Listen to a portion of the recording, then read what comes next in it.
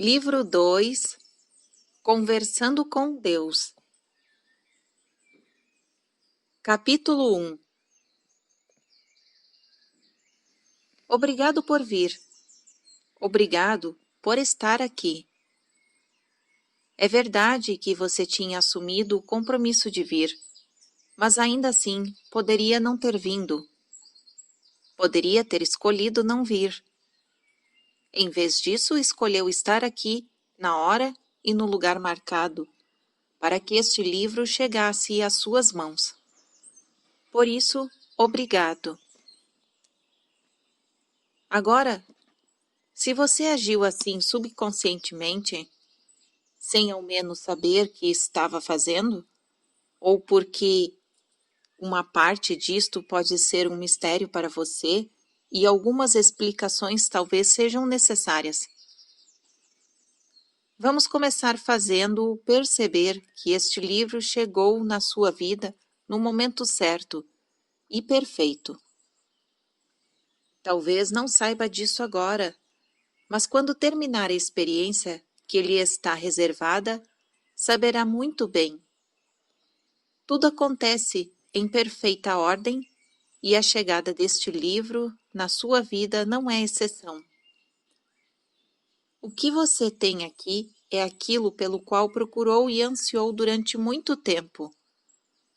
É o seu mais recente e, para alguns de vocês, talvez, o primeiro contato muito real com Deus. Isto é, um contato e muito real. Deus vai ter uma verdadeira conversa com você agora, por meu intermédio. Eu não teria dito isto alguns anos atrás. Digo agora porque já tive esse diálogo e por isso sei que ele é possível. Não só é possível, bem como acontece o tempo todo. Do mesmo modo como este está acontecendo aqui e agora. O que é importante que compreenda é que você faz parte e fez isto acontecer. Assim como fez este livro estar em suas mãos neste momento. Todos nós somos causadores dos eventos em nossas vidas e co-criadores com o único grande Criador de todas as circunstâncias que conduzem a esses eventos. Minha primeira experiência de conversar com Deus em seu interesse ocorreu em 1992 e 1993. Eu havia escrito uma carta irritada para ele, perguntando por que a minha vida tinha se tornado um exemplo tão perfeito de luta e fracasso. Em tudo, de meus relacionamentos românticos à minha vida profissional, as minhas interações com os meus filhos e a minha saúde, em tudo, eu só experimentava lutas e fracasso. Minha carta para Deus pedia para saber por quê e o que era preciso fazer para a minha vida dar certo. Para minha surpresa, aquela carta foi respondida. Do resultado das respostas, surgiu um livro publicado em maio de 1995, com o título chamado Conversando com Deus, Livro 1. Talvez você tenha ouvido falar dele, ou até mesmo lido. Se leu, não precisa de mais apresentações deste livro.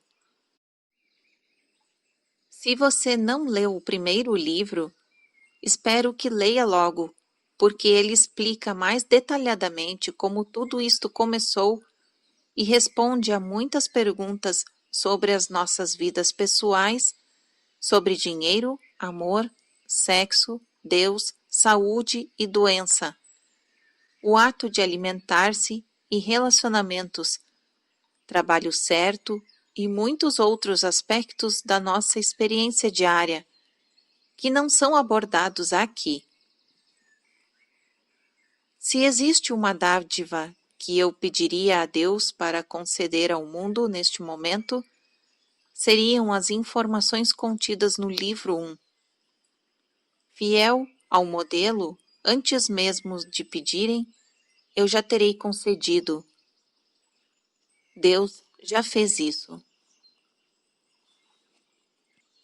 Por isso, eu espero que depois de ler este livro, ou talvez mesmo antes de terminá-lo, você escolha ler o primeiro. É tudo uma questão de escolha, assim como a pura escolha o trouxe a estas palavras agora, como criou todas as experiências que você já teve. Um conceito que é explicado nesse primeiro livro. Estes parágrafos iniciais do livro 2 foram escritos em março de 1996 para fornecer uma breve introdução à informação que seguem. Como no livro 1, o processo pelo qual eu as recebi foi exatamente simples. Em uma folha de papel em branco, apenas escrevia uma pergunta qualquer. Geralmente a primeira que vinha à cabeça. E assim que a pergunta era escrita, a resposta se formava em minha cabeça, como se alguém estivesse sussurrando em meu ouvido. Eu estava tomando o ditado.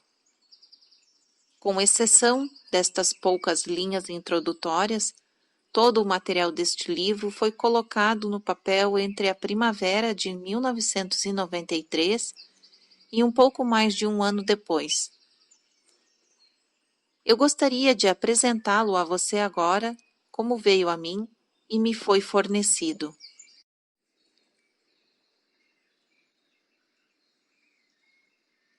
É domingo de Páscoa de 1993 e, conforme as instruções que recebi, estou aqui com um lápis na mão e um bloco de notas pronto para começar.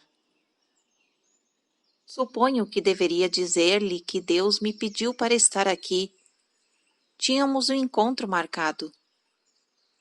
Devíamos começar hoje o livro 2, o segundo de uma trilogia que Deus, eu e vocês estamos experimentando juntos. Ainda não tenho a mínima ideia do que este livro irá dizer, ou mesmo dos temas específicos que abordaremos.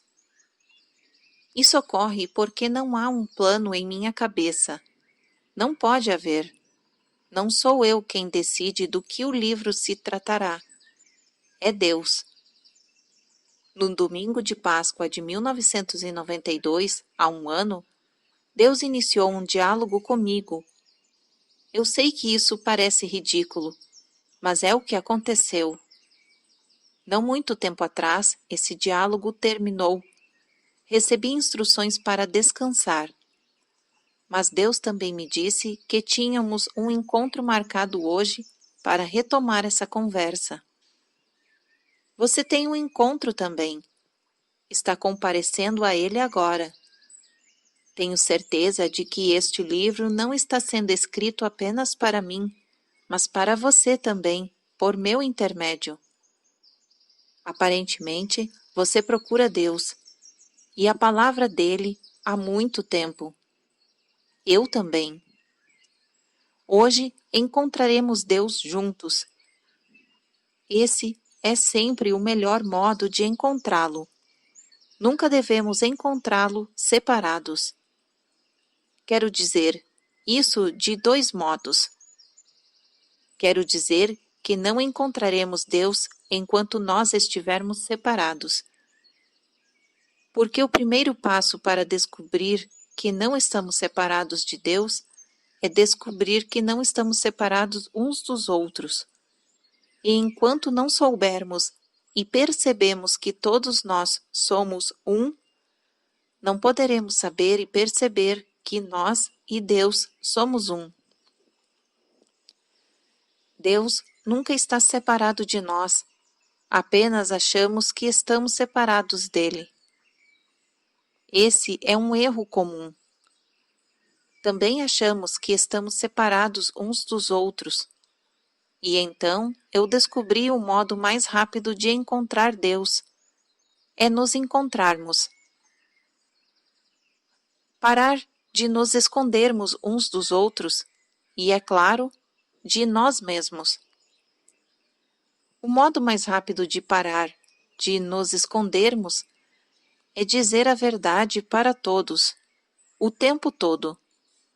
Comece dizendo a verdade agora e nunca pare. Comece dizendo a verdade para si mesmo sobre si mesmo. Então diga a verdade para si mesmo sobre outras pessoas.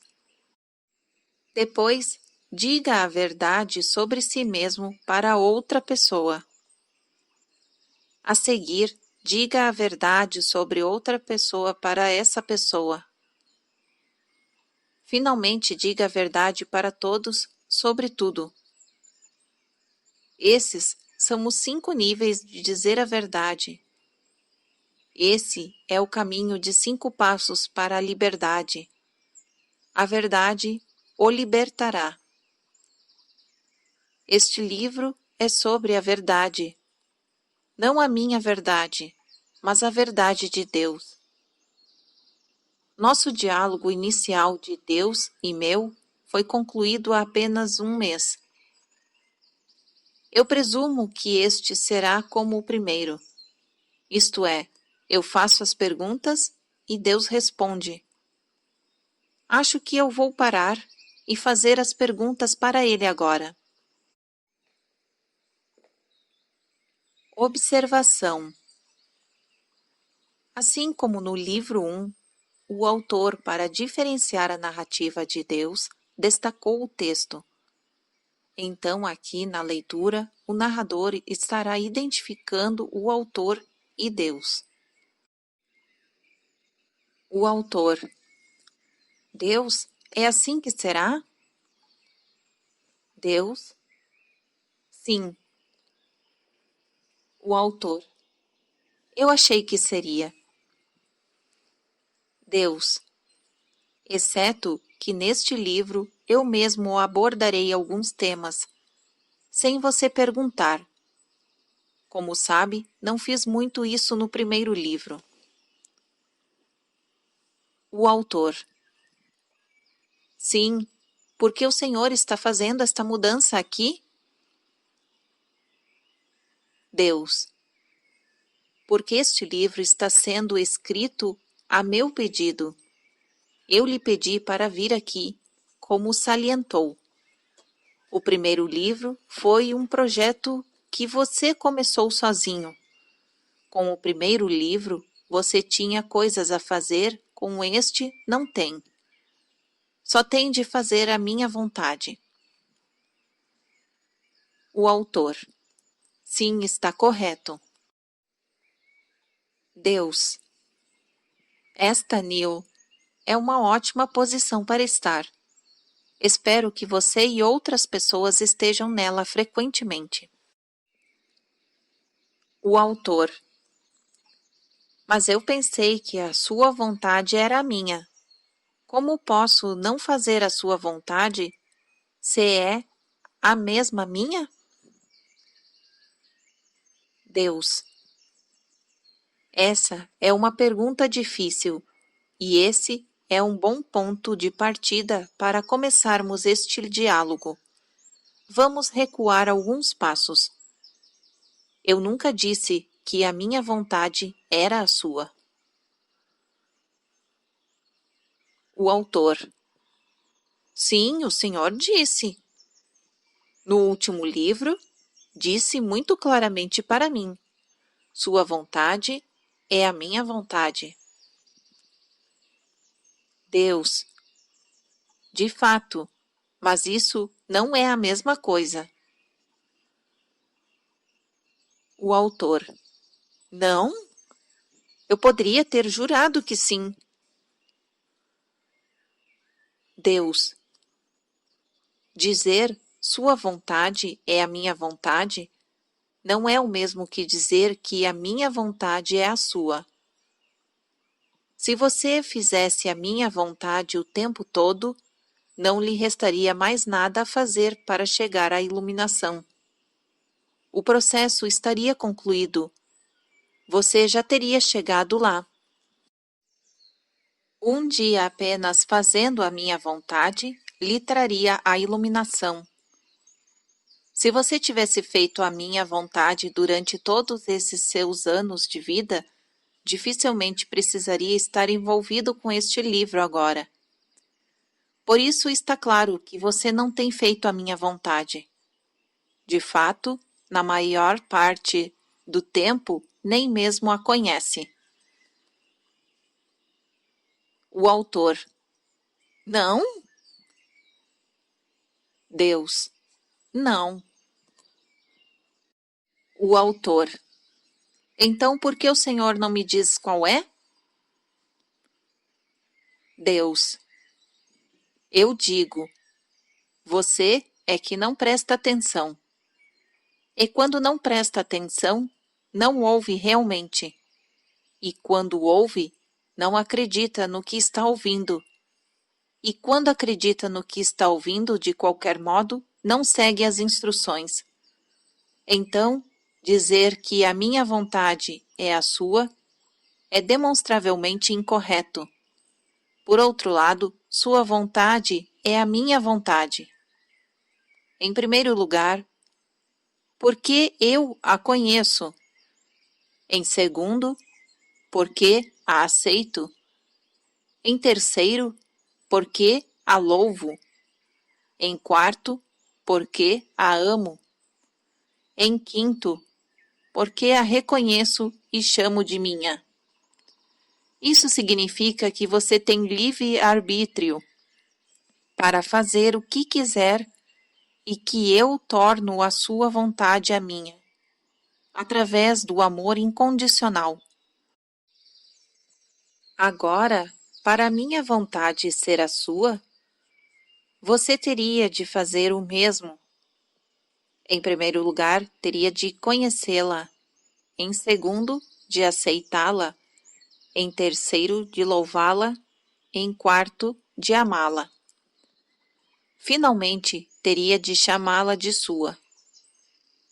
Em toda a história de sua raça, apenas alguns de vocês fizeram isso sistematicamente. Uns poucos fizeram quase sempre. Muitos fizeram um grande número de vezes. Uma grande quantidade de pessoas fez de vez em quando. E praticamente todos fizeram em raras ocasiões, embora algumas nunca tenham feito. O autor. Em que categoria estou incluído? Deus. Isso importa? Em que categoria quer estar incluído daqui em diante? Essa é a pergunta pertinente. O autor. Sim. Deus. E qual é a sua resposta? O autor. Eu gostaria de estar incluído na primeira categoria, de conhecer e fazer a sua vontade o tempo todo. Deus. Isso é louvável e provavelmente impossível. O autor. Por quê? Deus. Porque você tem de se desenvolver muito para poder fazer jus a isso. Contudo, eu lhe digo que poderia fazer jus a isso, passar a divindade neste instante, se essa fosse a sua escolha. Seu desenvolvimento não precisa demorar tanto tempo. O autor. Então por que tem demorado? Deus. De fato, por quê? Pelo que está esperando? Certamente não acha que sou eu quem o detém. O autor. Não, sou eu que me detenho. Deus. Ótimo, a clareza é o primeiro passo para a maestria. O autor: eu gostaria de chegar à maestria. Como posso fazer isso? Deus: continue a ler este livro. É exatamente onde eu o estou levando.